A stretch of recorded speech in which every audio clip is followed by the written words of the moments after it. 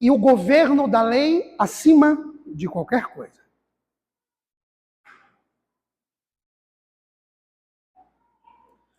Eu falei aqui que haviam homens que traduziam. Tradução nada tem a ver com cópia, tá? Copiar é olhar esse texto e escrever exatamente aquilo que está proposto. Tá? Letra a letra. Cópia é uma coisa, tradução é outra. Beleza? Então a Septuaginta é tradução. Um grupo de homens, de 70 homens, que traduziram do hebraico para o grego. Show de bola? Havia outros homens que copiavam a Bíblia. Esses homens eram copistas especializados, conhecidos como soferim. S-O-F-E-R-I-M. Soferim. Soferim. Eles não poderiam escrever de memória, em hipótese alguma. Eles eram profissionais treinados, conheciam o hebraico, o aramaico e mais tarde o grego. E eles, aquilo que eu disse, eles trabalhavam no ambiente sagrado. Ou seja, não eram homens que tinham uma vida, chegava às 6 horas da tarde, vou ali copiar um texto. Não, isso não funcionou. Isso não funciona, né? Existia uma forma que se copiava os textos. O texto era copiado baseado num gabarito. Pensa só. Eu vou escrever Gênesis. E Gênesis tem 1.500 letras. Aí eu tô lá. Tarará, tarará, tarará, tarará, tarará. 1.501. Aí o Soferim, que está comigo, meu parceiro de escrita, fazia a comparação com o que eu tinha escrito com o que estava no gabarito dele. Quantas letras tem aí? Tem 1.502. Só que aqui no gabarito é 1.501. O texto era enrolado e enterrado. Começa do zero. Letra por letra. Verso por verso. Olha o que eles faziam também. Parágrafo 3. 27ª letra. Qual que é? O cara está aí copiando. Ele falava assim, é o G. Aí eu olhava aqui, é o F. A gente está aqui desde manhã. Enrola o texto, enterra. Processo muito meticuloso, muito difícil de ser feito.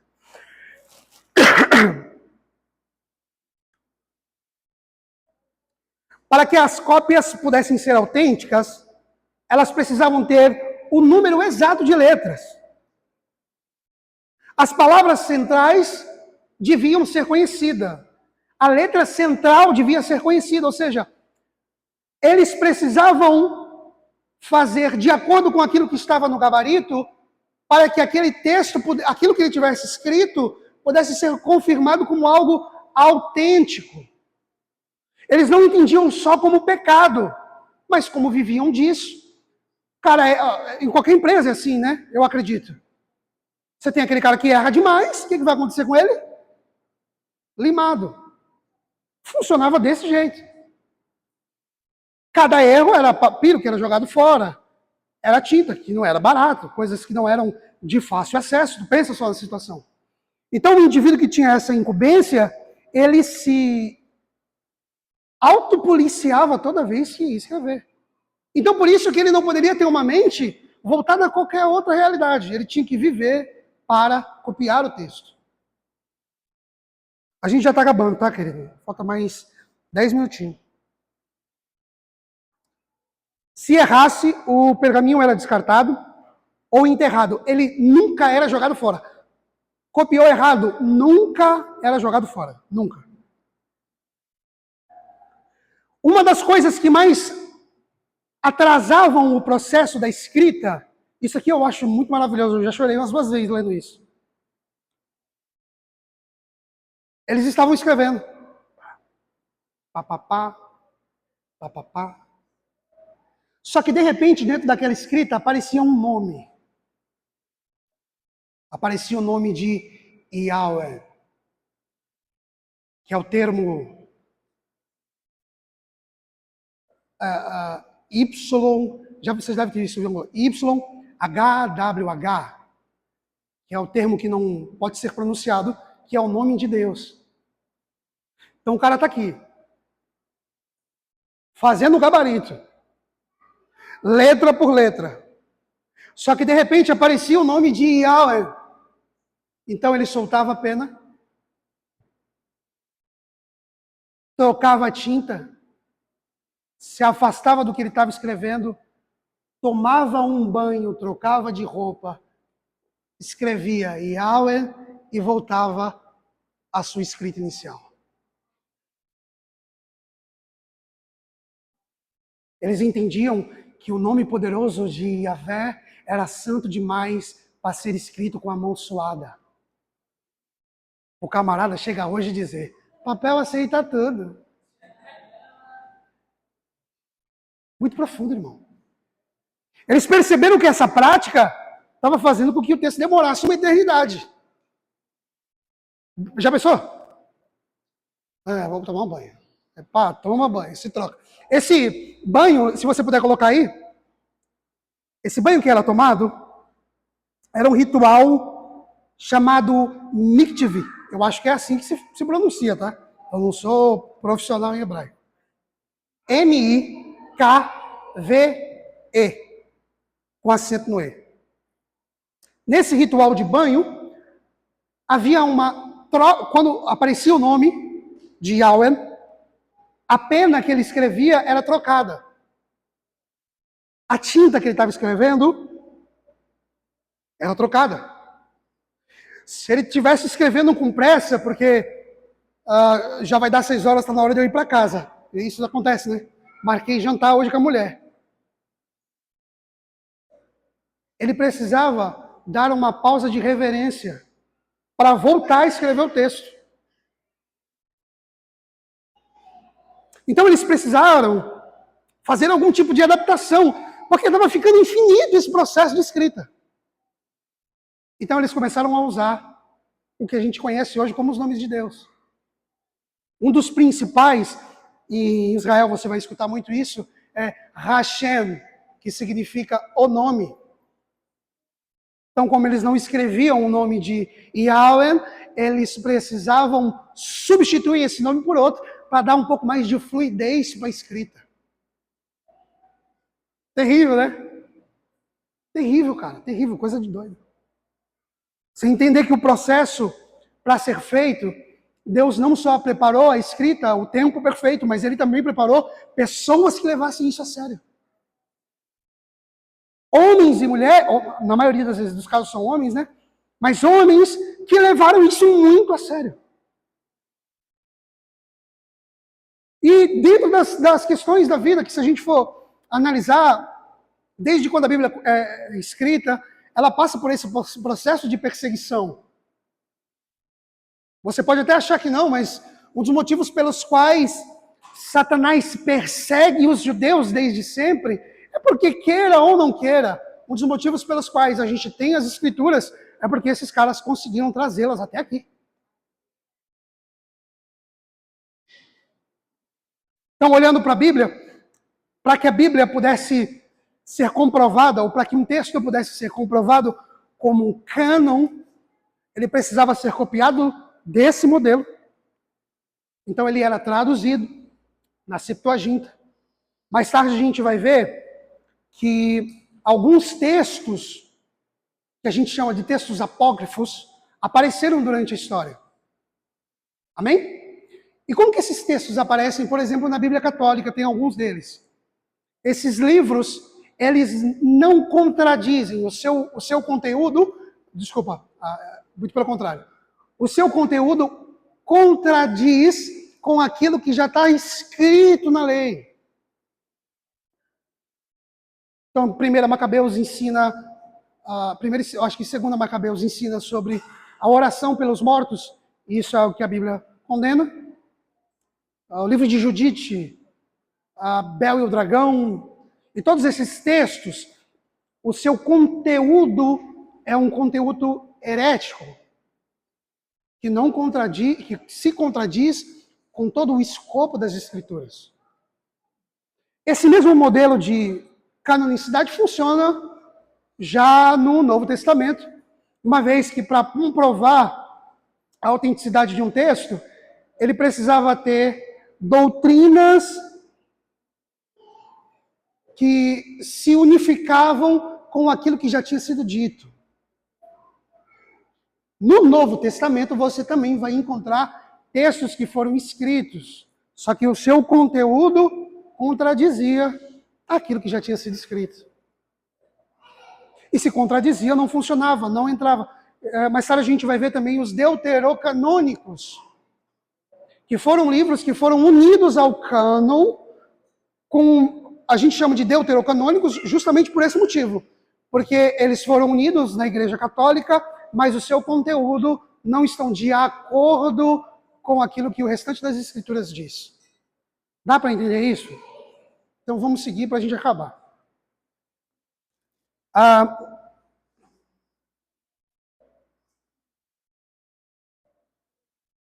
Os materiais que eram usados na cópia eram pergaminhos e peles de animais, uma tinta especial misturada com fuligem, óleo e resina.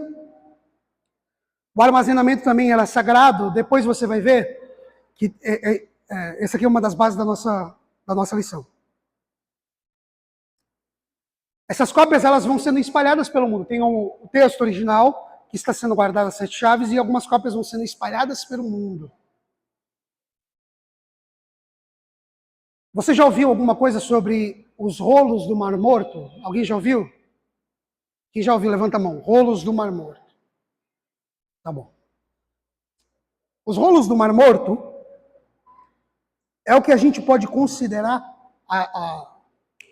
qual é o nome da matéria que estuda isso? A arqueologia. A arqueologia considera como um dos maiores achados arqueológicos de toda a história. Dentro desses rolos havia alguns textos. A gente está em canonicidade, a gente falou sobre a cópia, a gente está falando sobre os rolos do Mar Morto. Por quê? Porque a gente provou que a Bíblia, falando sobre a Bíblia, ensina que ela mesmo é a palavra de Deus.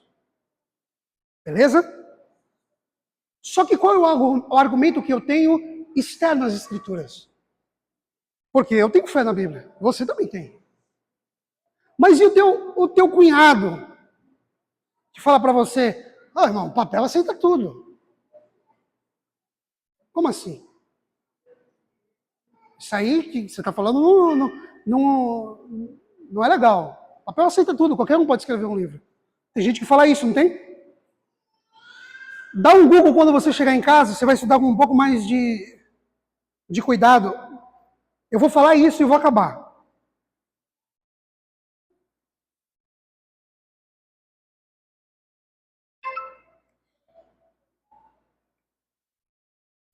Os manuscritos do Mar Morto, ou os rolos de Qumran, são uma das maiores descobertas arqueológicas do século XX. Consiste em cerca de 900 a 1000 documentos escritos à mão, encontrados entre 1947 a 1956, em cavernas na região de Qumran, próximo ao Mar Morto. Escritos principal em hebraico, alguns em aramaico e grego. Entre o século III ao I depois de Cristo, esses textos preservaram as cópias mais antigas da Bíblia hebraica. Na cidade de Qumran tem muitas cavernas.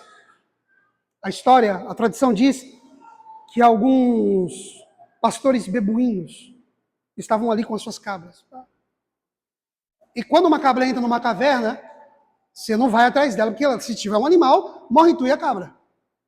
Então o que você faz? Você pega uma pedra e de longe você ataca dentro da caverna para a cabra se assustar e vir para fora.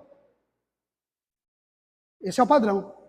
Só que alguns deles perceberam que na hora que jogou a pedra, ela bateu em alguma coisa e fez um barulho diferente. Peraí. Tem alguma coisa aí. Sabe, você já passou por essa experiência? Você tacar alguma coisa em algum lugar e fazer um barulho de como se tivesse quebrado algo? Quando eles adentraram, eles perceberam que haviam rolos escritos. Que o escrito mais antigo que estava em Israel datava-se 1000 anos antes. E o rolo do Mar Morto estava datando 2000 anos antes. Então alguém vai dizer assim, como que eu faço para saber cientificamente que a Bíblia é real? Primeiro, os escritos de Moisés só pode ter sido escrito por alguém que esteve dentro da corte do palácio egípcio, porque ele passa informações que só alguém que esteve dentro da corte poderia passar. Então foi Moisés que escreveu. O segundo achado arqueológico é que quando eu comparo o rolo do Mar Morto com aquilo que eu já tenho escrito, essas comparações da checklist. Eu olho ali Gênesis, e no rolo do Mar Morto, que são escritos há quase 2000 anos antes, eles confirmam aquilo que está sendo escrito. E para acabar com a vida do cão, o texto que estava inteiro era o texto de Isaías, onde fala do Cristo que haveria de vir. Além de ter sido preservado de forma sobrenatural, Deus preservou algo que ia dar um tapa na cara dos judeus. Porque alguns judeus acreditavam que, por conta da influência cristã, alguns textos foram mudados durante a história. Só que quando eles trombam com o rolo do Mar Morto, essa narrativa acaba. Porque lá está escrito de 2000 anos antes, o evangelho nem pensava em existir. Então essa é uma informação que você, se você puder guardar, coloca assim, ó. O que são o texto do Mar Morto? Aí você vai colocar a origem. Acredita-se que foram escritos ou copiados por um grupo sectário de judeus, frequentemente identificados como essênios, que viviam na comunidade de Corã. O conteúdo. Textos bíblicos, você já deve ter escutado esse termo. Manuscritos que quase todos os livros antigos, manuscritos de quase todos os livros do Antigo Testamento. Dentro do escrito de Mar Morto, dentro desses textos de Mar Morto, também havia alguns textos que eram apócrifos. Só que a gente já aprendeu que eles não entram no cânon porque a sua doutrina não condiz com toda a realidade da Bíblia. Textos de Corã, regras. Então, olha só, eles jogaram a pedra e lá está textos diversos. Tem texto apócrifo, tem o texto dentro do cânon e também tinha textos que eram manuais que eles utilizavam no dia a dia, que é conhecido como texto de Corã, que fala sobre como lavar as mãos, coisas coisas do dia a dia, sabe? O conteúdo dos textos são divididos em 3 grupos principais. Isso aqui você precisa pôr.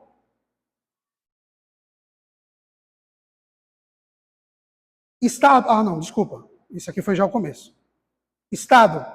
A maioria são fragmentos. Cerca de 15.000 pedaços. Mas alguns rolos foram encontrados intactos. Isso é muito maravilhoso, irmão. Imagina, 2000 anos, um pedaço de papiro ali, guardado em barros de vaso. E aquilo ali ficou guardado, intacto. Havia muitos pedaços de muita coisa, muito fragmento. Só que o único rolo que estava inteiro era o rolo de Isaías. A importância do manuscrito. A verificação do Antigo Testamento. Antes das descobertas dos manuscritos, Antes da descoberta, os manuscritos hebraicos mais antigos datavam de 900 a 1000 antes de Cristo. Só que o manuscrito do Mar Morto data de 2000 antes. Isso pegou toda a comunidade científica pelo cabelo. Então Deus está dentro da história o tempo inteiro, fazendo esse tipo de pegadinha, irmão.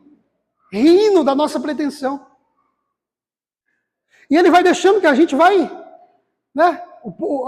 A galera que gosta da ciência, né? Teve alguns anos atrás, levantou uma lebre de um arqueólogo dizendo que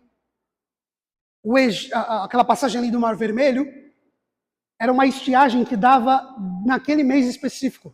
Por isso que o povo conseguiu passar com os pés enxutos. Só que a própria narrativa dele se quebra. Por quê? Porque, ok, o povo passou com pés enxutos. Só que a Bíblia diz que o exército de Faraó morreu. Aí você vai querer dizer que o exército inteiro morre dentro de uma poça d'água? Ou ele fez um milagre ainda maior. Que se aquele povo morre numa poça d'água, acabou-se. Amém? A gente aprendeu um pouco sobre canonicidade. Aprendemos um pouco sobre hermenêutica. Eu estou acabando agora, tá? Para a gente finalizar, eu vou só ler um texto. Salmo 119.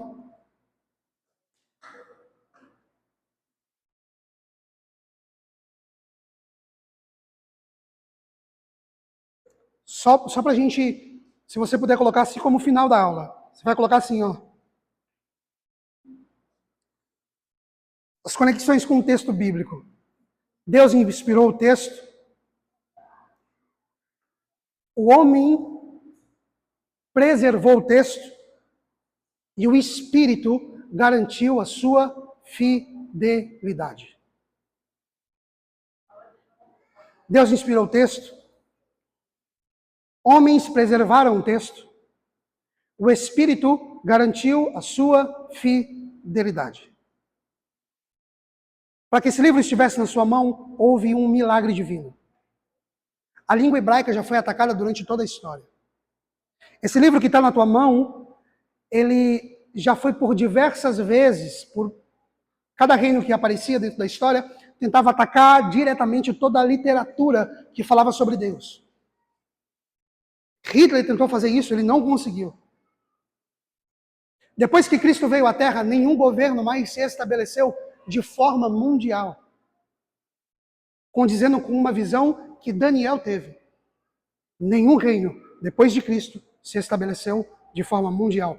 Hitler tentou fazer isso e ele não conseguiu, porque Deus, divinamente, dentro da sua onisciência, onipotência, onipresença, permitiu que esse livro chegasse até a mim e até você. Se coloque de pé.